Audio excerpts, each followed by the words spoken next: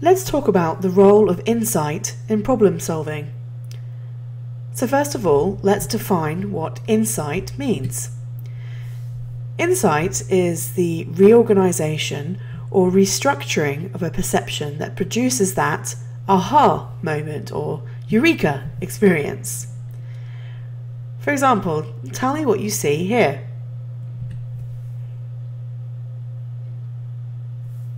Perhaps you see a side view of a squinting face,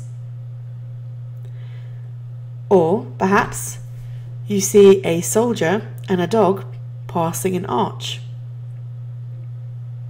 Take a few moments to think about it and you'll probably get that sudden realization of the picture. How about this image? What do you see? Perhaps you see a ghost and his robotic friend looking over a fence. Or maybe you see a janitor cleaning the floor with a bucket.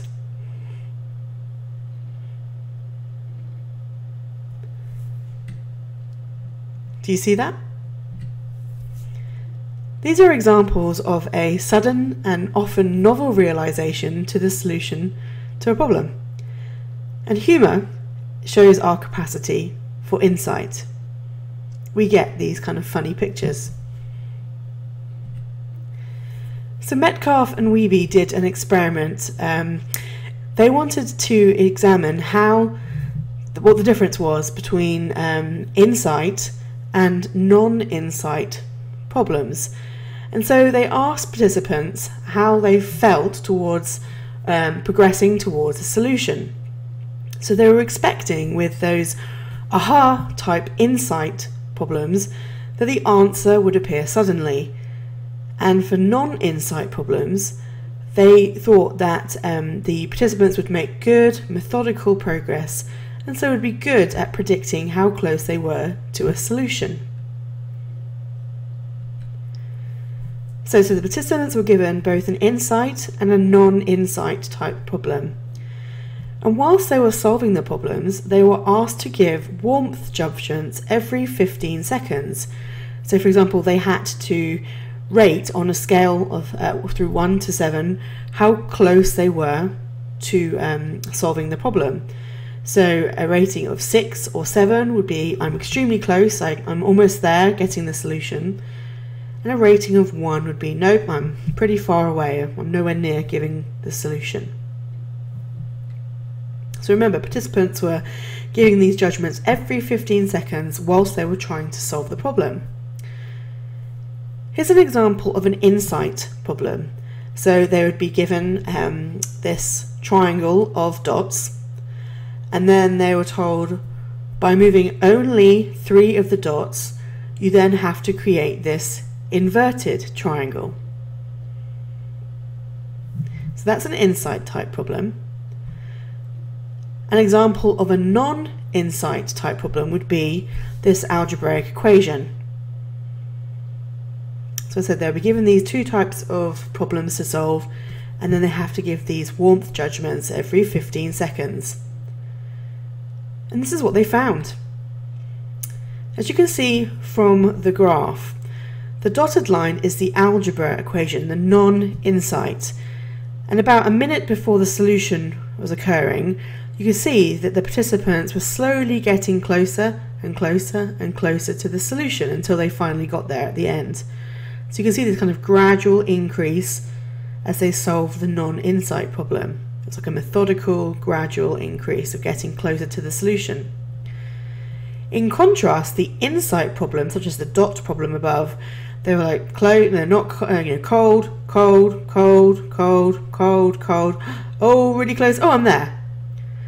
So they had that sudden, novel insight, that aha moment. They just got it at the end. So this experiment really shows the difference between insight and non-insight problems, and that insight problems involve that kind of aha, that quick, rapid restructuring of the problem space. Incidentally, just in case you're wondering, did you figure out the solution to the dot problem?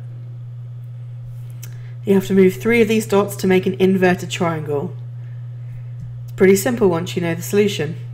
And here it is.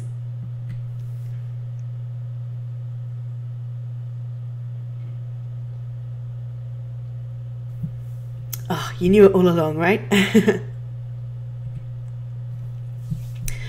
Another thing that researchers look into is something that's called functional fixedness. Basically, it's the idea that sometimes when we're trying to solve a problem, we restrict our thinking based on the familiar function of an object.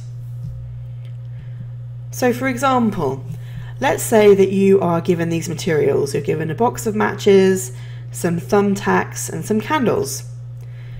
And your task is to mount a lit candle to the wall so the wax doesn't drip on the floor.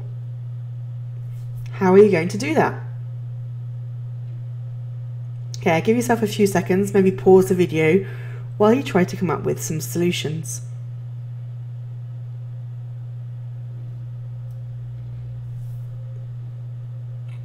Here's another example for you.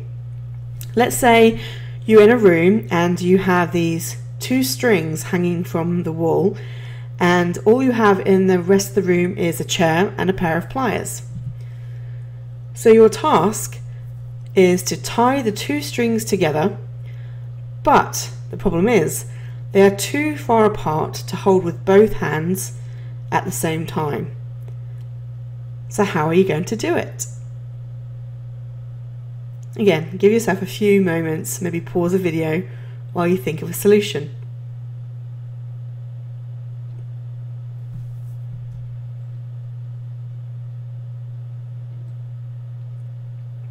Did you get it? Did you come up with a solution? The key to solving both of these problems is literally thinking outside of the box.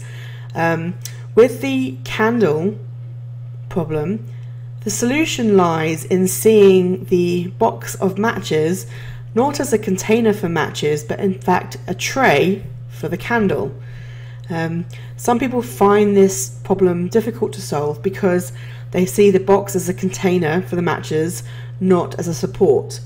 So you would take the matches out of the matchbox, you would then tack that tray to the wall using the thumbtacks, then of course then use the matches to light the candle, drip a little bit of wax in the tray and put the candle on the tray, stick it there, and then of course that holds the candle to the wall.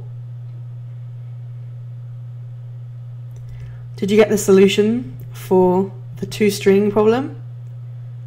How are you able to grab hold of both of the strings even though they're too far apart? Well, the solution is to take the pliers and then attach them to one end of the string and then swing them. So use the pliers as a pendulum. So when it swings back to you, you're able to catch the string.